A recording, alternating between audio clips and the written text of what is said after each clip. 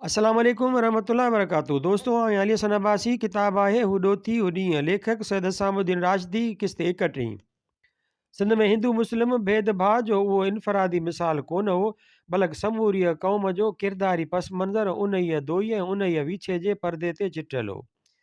जेसीं हिक ॿिए जो अछो मुंहुं करणो हूंदुनि, तेसीं जिनसी मखण जहिड़ा माखी गोया भाइरनि खां वधि भाइर, जेकी चओ सो कनि, जेकी कुछो सो पूरो, अहिड़ा नरम जो मोए सोए खणी कन में विझोनि।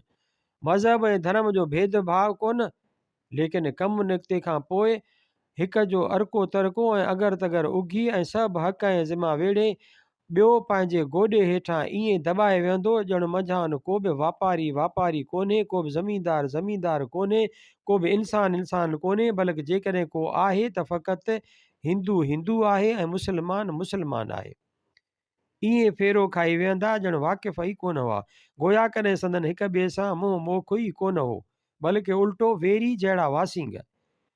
सिंध जी समाजी ख़्वाह सियासी स्टेज ते हिंदुनि ऐं मुस्लमाननि जी सालनि खां वठी जंहिं तमाशे जी रचना रचियल हुई, उन जी आख़िरी सीन जी इब्तिदा मस्जिद मंज़िलगाह वारी खूनी मुहरके सां शुरू थी ऐं उन जो ड्राप सीन उन ट्रेजिडीअ ते थियो, जंहिंमें हिंदू वापारियुनि खे अबाणो वतन ऐं सत पुश्तो माग ऐं मकान छॾिणो पियो।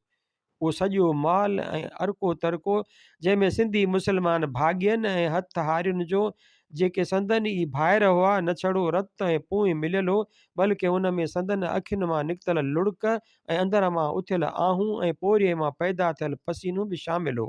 सो बि खानो खसिजी मुर्गो ई वञी उन्हनि सतधारियुनि जे हवाले थियो, जेके न संदन मिट हुआ ऐं न सिंधी मुस्लमाननि जा ई भाइर थी सघिया। जेतोणीकि हिन सॼे भोचाल में सिंधी मुस्लमाननि बि कोरकी तकड़ कई, अॻु पोइ उन्हनि बि कोन जाचियो, ताहम उन मामिले जी वॾी ज़िमेवारी वधीक हिंदुनि जे कंध ते आहे, उन करे जो हू पढ़ियल कढ़ियल हुआ, भाग वारा हुआ, मुल्क जी स्याह सफ़ेद ते संदन कब्ज़ो हो, सियासी सुजागी बि मंझंदि हुई।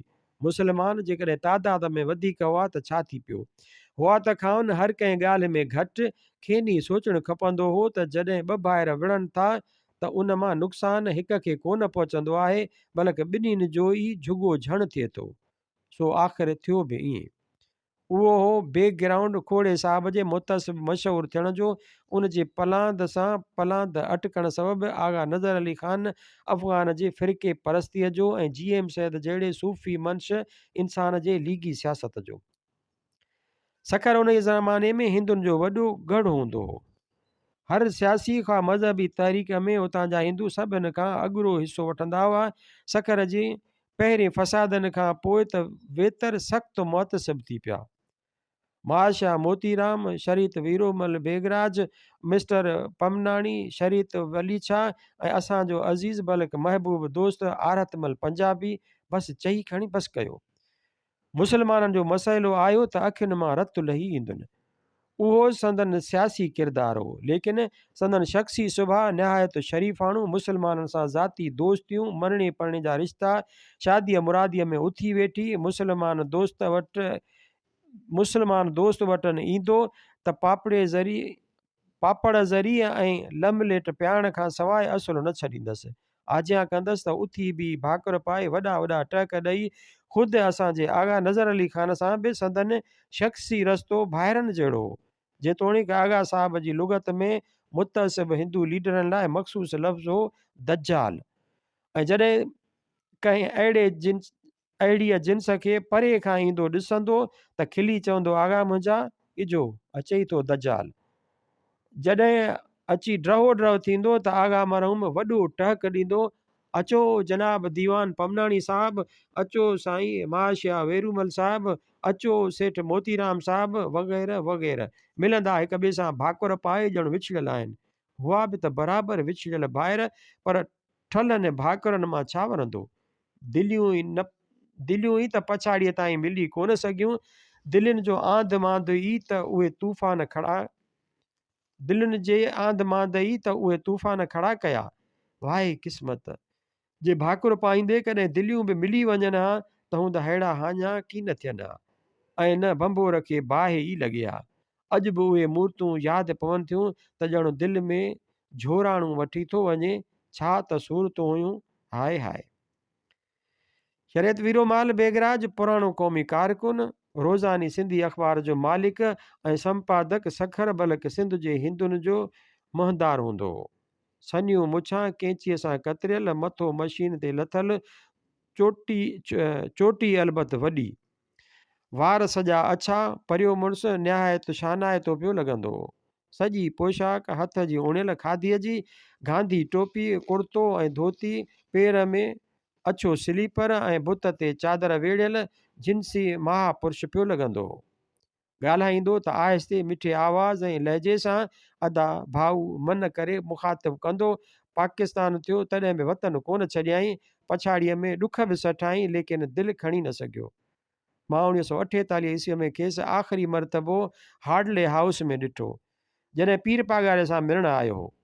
हिकु हथ में लकुण, ॿियो हथ राम जे कुल्हे ते, सॼो कुॿो विख खणी पियो त सहिको पियो थिएसि। सखर वारा जोश ऐं जज़्बा, मान ऐं मर्तबा यादि करे वरी उहे ॾींहं ॾिसी घणे घणे ताईं मूंखे वेसूरो वठी वियो।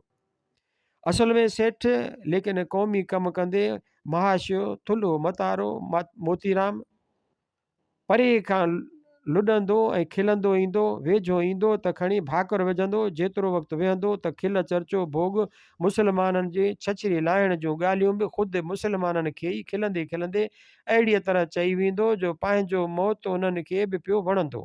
आज़ाद मैदान वटि अन जी वॾी कोठी हूंदी हुयसि।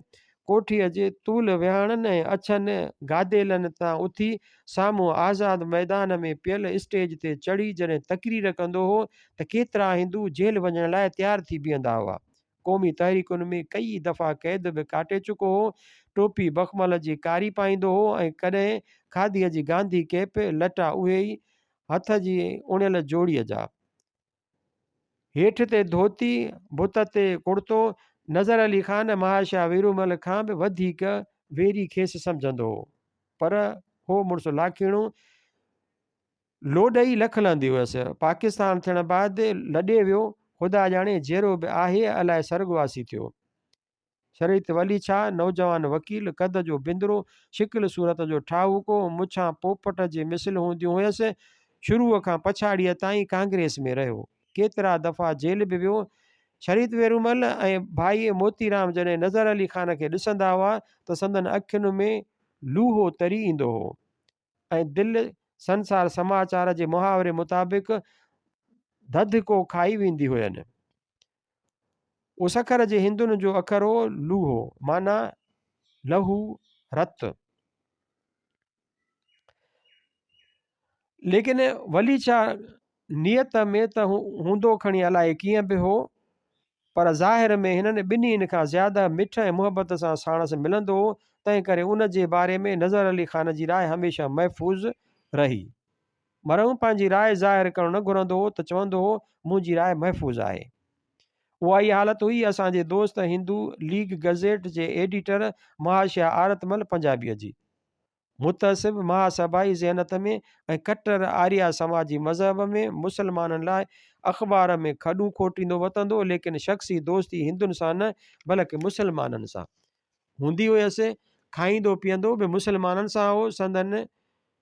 संदसि वक़्तु टिनि हिसनि में विरायल हूंदो हो। सुबुह जो अख़बार में मुसलमाननि खे गारियूं ॾींदो, मंझंदि जो ज़नाने वियम घर जे दरवाज़े खे अखियूं लायूं मासूम शाह जे मीनारे वारीअ छांव में धोतीअ जे पलव खे पियो हेठि मथे कंदो ऐं शाम खां पोइ राति जे मानीअ ताईं असां वटि हूंदो।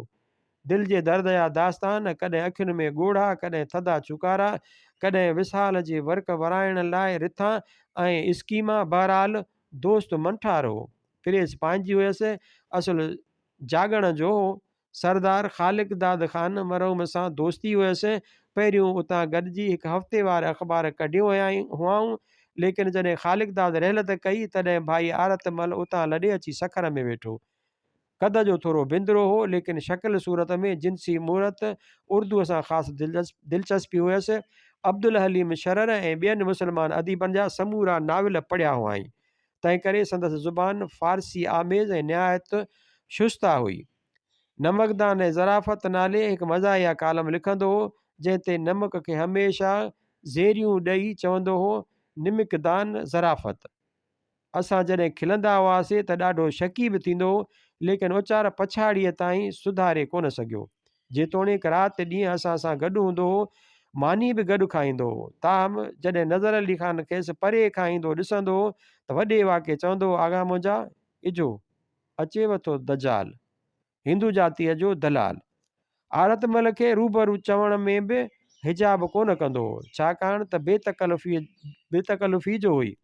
उहे लक़ब वीचारे तां तॾहिं लथा जॾहिं सखर जे हिंदुनि आगा ते सूए सां हिंदूअ खे मारण वारो केस कयो, जंहिंमें हिंदू जातीअ जी मुखालफ़त हूंदे बि आरतमल सची शाहिदी ॾेई नज़र अली ख़ान जी जिंद आज़ादु कराई। मसे मसे हुन खां पोइ वञी थियो बिरादरम दीवान आरतमल साहब। सरदार जागड़ ख़ान भई जो नंढो भाउ जी उमिरि वफ़ा करे सा त सिंध जे मुस्लमाननि में मोती थिया, पर 22-23 जे ॼमार में फ़ौत थी वियो। नेक ऐं सुलछणो नौजवान हो। हैरत हुई त ज़मींदारनि जी आकाए में अहिड़ो अमुल माणिक कीअं पैदा थियो। शायदि उहो ई सबबु हो जो आबो हवा रास न आयसि, मुखड़ी टिड़ंदे ई कुमाइजी वेई ऐं टारीअ मां छणी अची ज़मीन ते पई। ये फूल अपनी लताफत की दाद पा न सका, खिला ज़रूर मगर खिल के मुस्करा न सका। सखर जे पहिरीं फ़सादनि में हिंदुनि नज़र अली ख़ान ते केस कयो हो त हिन ॻुणियुनि जे सिबण वारो सूओ हणी हिकिड़े हिंदूअ खे मारियो आहे। CID में जांच हली। जनरल लाइब्रेरीअ जे लाइब्रेरियन मिस्टर माखेजाणीअ, रेमिंगटन टाइप राइटर जे एजेंट मिस्टर टंडन ऐं आरतमल शाहिदियूं ॾिनियूं त जंहिं तारीख़ ते उहो क़त्लु चयो वञे थो त थियो आहे, उन तारीख़ ते नज़र अली ख़ान सखर में हो ई कोन। हिंदुनि ॾाढा ज़ोर बारा आंदनि, लेकिन उहे टेई हिंदू दोस्त सच खां मुंहुं मोड़े न सघिया। उन्हनि जी ई शाहिदीअ ते नज़र अली ख़ान जी जिंद छुटी।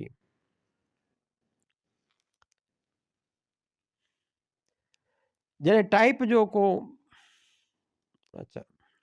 नज़र अली ख़ान मरहूम जी पई त धर्मवीर जे मालिक बाई अमरदास सां बि कान हुई, पर उन लाइ चई कुझु कोन सघंदो हो।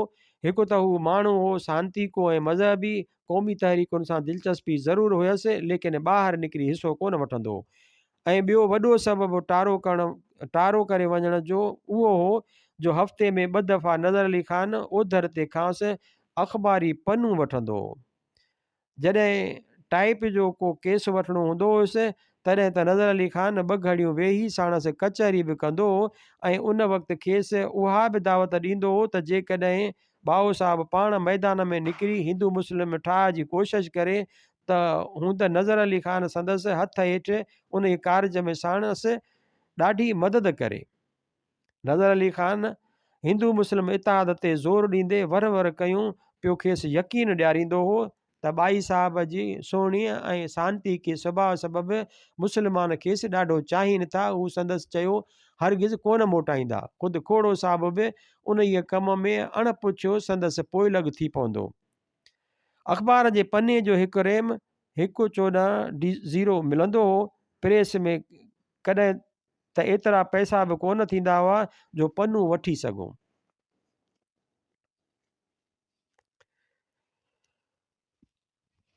न सिंध ज़मींदार में एतिरो पैसो थियो जो रोक रुपया ॾेई पना वठी सघजनि, ऐं न नज़र अली ख़ान ई पछाड़ीअ ताईं उन ई क़िस्म जे दावतुनि ॾियण खां बाज़ आयो, ऐं न अणपुछियो खोड़ो साहब ई बाई साहब जी कढ लॻो।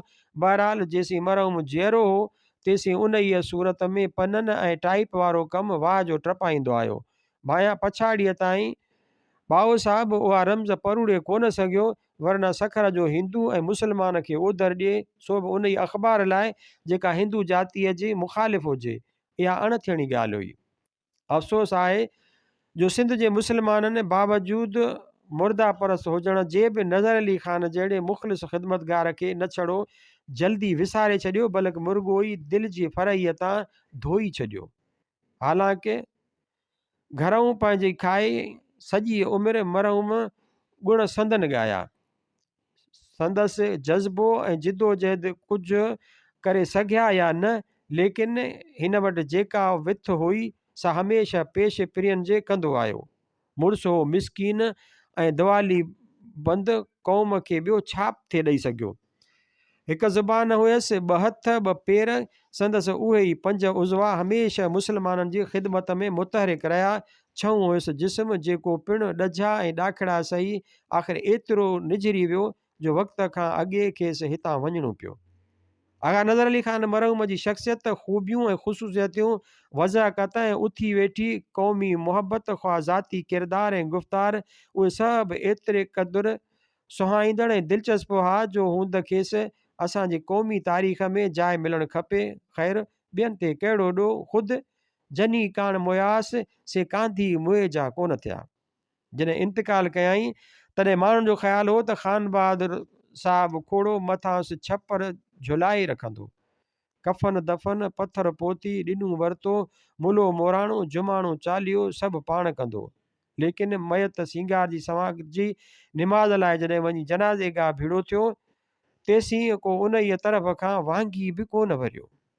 माण्हुनि सम्झो मतां साहिब जन खे वक़्त जी ख़बर न हुजे, सो उते भाउ करे ॻाढ़े बंगले ॾांहुं माण्हू बि सीड़ाए मोकिलियाऊं। लेकिन अफ़सोस, खोड़ो साहिब उन वक़्तु जोधपुरी बुर्जिश पाई जनाब कमिश्नर साहिब बहादुर ममालिक सिंध सां कचे में शिकार ते वञण लाइ बंगले जे ॿाहिरें दरवाज़े ते पहुची चुको हो।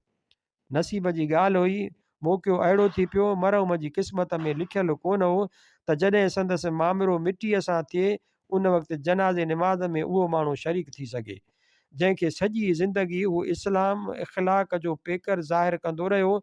माण्हुनि में उन ते चुरपुर बि थी, सुरबाट सुसपुस ऐं कन ॻाल्हियूं हलियूं। मरहूम जी घरवारीअ खे बि कनि माण्हुनि तॾे ते मेहणा ॾेई वरिता। संदसि यतीम नंढड़नि नींगरनि खे बि कनि साहिबनि मथे ते हथु घुमाईंदे साफ़ चई ॾिनूं। लेकिन उहो सभु कुझु हो त सरासर अजायो ऐं सफ़ा बेसूद। भला आसमान ऐं ज़मीन जो कहिड़ो मेलाप, अर्श ऐं फ़र्श जो कहिड़ो मेल, पस्त ऐं बुलंद जी कहिड़ी निस्बत। ग़रीब बि को अमीर जो दोस्त थिए छा? नंढो माण्हू वॾे माण्हूअ जो को शानी शरीक थिए छा? भले हज़ार ख़िदमतूं करे, भले रतु बि ॾिए, भले खणी सिर जी बाज़ी बि खेॾे, पोइ छा थिए थी पियो? उहो त संदसि मरक आहे, उहा त संदसि ड्यूटी आहे, उहो त मथसि ॾाढी सरकार तरफ़ां फ़र्ज़ु आहे। उन लाइ त ग़रीब हिन दुनिया में ख़लिकियो वियो आहे, न त अमीर जी ख़ुदाई हूंद कीअं हली सघे? 5 आङुरियूं बराबरि आहिनि छा? सियाणनि उन ई करे फ़र्क़ के मुरातब जो लफ़्ज़ लुग़त में आंदो आहे। सिंध ज़मींदार जी आफ़ीस सखर जी मारवाड़ी मोहल्ले में टकर ते हूंदी हुई। मिस्टर मोहम्मद इब्राहिम सेलाटीअ जी जाइ खां 2-4 जायूं ओरते ॾखिण ॾे निम जी लाहीअ तरफ़ अलहक प्रेस सां गॾु ऐं सखर जे मदरसतुल इस्लाम जे साम्हूं। उन ई जाइ में कई लतीफ़ा थी गुज़रिया। प्रेस में एतिरी उपत हूंदी ई कान हुई जो वक़्तसर मुलाज़िमनि खे पघारूं मिली सघनि या कंहिं ॾुखे सुखे वक़्तु एडवांस ॾेई सघिजे। आणियूं ऐं चाढ़ियूं ॾुथ ॾियारी सूमरा वारो किसो हूंदो हो। कंहिं मत जे मोड़े ख़रीदार चंदे जा 10 रुपया मोकिलिया या कंहिं सरकारी नोटिस जे छपाईअ जो 50-25 अची वियो त वाह, वरना महीननि जा महीना पियो टंग टप ते कमु कढिबो हो।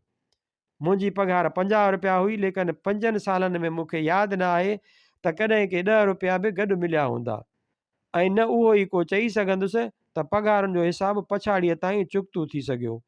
जॾहिं सख़्तु ज़रूरत हूंदी हुई तॾहिं नज़र अली ख़ान मरहूम रुपयो 2 हथ ते रखी चवंदो हो, आगा मुंहिंजा इजो वठि वञी हाणी उॾाए।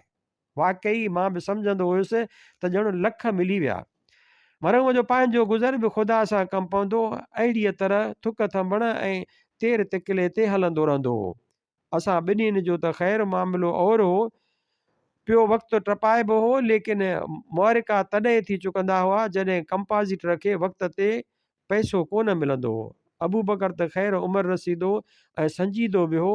लीलाराम मशीन मैन बि हिंदू हो, पट सट कयूं पियो वक़्तु कढंदो हो। नज़र अली ख़ान जी हालति दरअसल ख़राबु कंदो हो ख़ानियो कंपाज़िटर।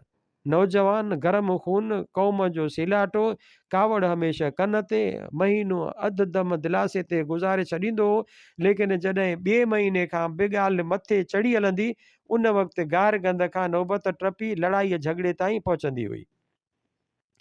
कमरे में अंदरि नज़र अली ख़ान बंदि ऐं ॿाहिरां दर ते खानियो कंपाज़िटर राजसी चाकूअ जे ॾाढियां पियो चवंदो, निकिर ॿाहिरि त तूं असांजी ख़बर पवे, केसीं ताईं अंदरि हूंदे, ग़रीबनि जा घणा ॾींहं पैसा खाधई, अचु छड़ो ॿाहिरि त छुरो हणी पेट फाड़ींदोसि।